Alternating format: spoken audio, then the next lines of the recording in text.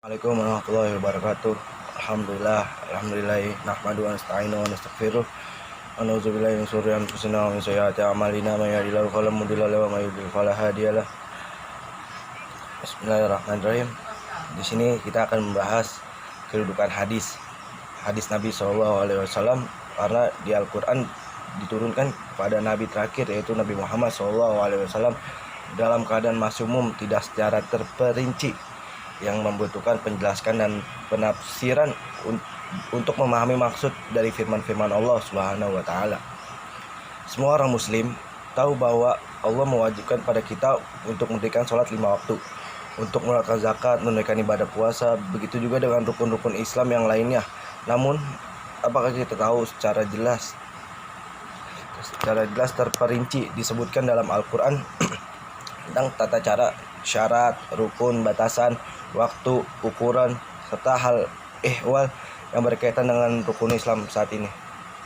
Hadis Nabi sebagai sumber hukum Islam kedua tidak dilakukan lagi, bahwa hadis Nabi dilihat dari urutannya adalah sumber hukum Islam kedua setelah Al-Quran dan berkaitan dengan erat dengan Al-Quran yang tidak dapat dipisahkan. Kewajiban mengikuti hadis Nabi adalah perintah Allah Subhanahu wa taala itu sendiri, sebagaimana banyak disebutkan dalam Al-Qur'an, di antaranya firman Allah Subhanahu wa taala yang artinya apakah apa yang diberikan Rasul kepadamu maka terimalah, dan apa yang dilarangnya bagimu maka tinggalkanlah, dan bertakwalah kepada Allah Subhanahu wa taala. Sungguhnya Allah amat keras hukumnya. Jadi itu Rasul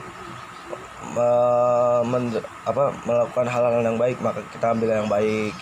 Dan Rasul juga melarang kita untuk berbuat yang perbuatan keji seperti minum khamar, mabuk dan lain-lainnya. Itu dilarang sama Nabi. Jadi makanya kita nggak boleh makanya itu dilarang oleh Nabi SAW.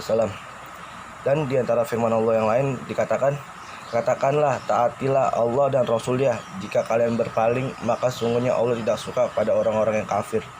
Jadi itu kita harus ikuti, harus senantiasa sholat 5 waktu, sholawat. Jika kalian keluar dari itu, maka Allah akan menyebut kita adalah orang-orang yang kafir. Hubungan hadis dengan Al-Quran. Hadis sebagai penafsir atau penjelas sebagian ayat-ayat Al-Quran. Contohnya dalam Al-Quran disebutkan tentang kewajiban mendirikan sholat. Ya udah, kita harus mendirikan sholat 5 waktu dan sholat-sholat sunnah yang lainnya. Terus mendirikan ibadah haji jika mampu, tanpa menjelaskan tata caranya. Maka hadis Nabi datang menjelaskan dengan tata caranya. Hadis sebagai penegas sebagian ayat Al-Quran. Contohnya dalam Al-Quran Allah memerintahkan untuk mendirikan sholat, menunaikan zakat, dan melaksanakan puasa di bulan Ramadan. Maka hadis Nabi menegaskan kembali kewajiban tersebut. Jadi kalau udah namanya kewajiban itu berarti wajib, bukan sunnah. Sebagai hadis taksis, penghususan atau pengecualian sebagai dan ayat-ayat Al-Quran yang umum.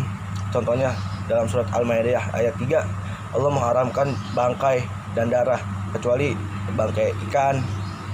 Terus banyak lagi bangkai yang bisa dimakan sebenarnya. Tapi kalau bangkai yang lain yang matinya secara haram itu tidak boleh. Kemudian datang hadis yang mengecualikan 2 jenis bangkai, yaitu paus dan belalang. Bilang kalau ikan tuh kalau dalam keadaan mati memang boleh dimakan, kecuali yang lainnya ya.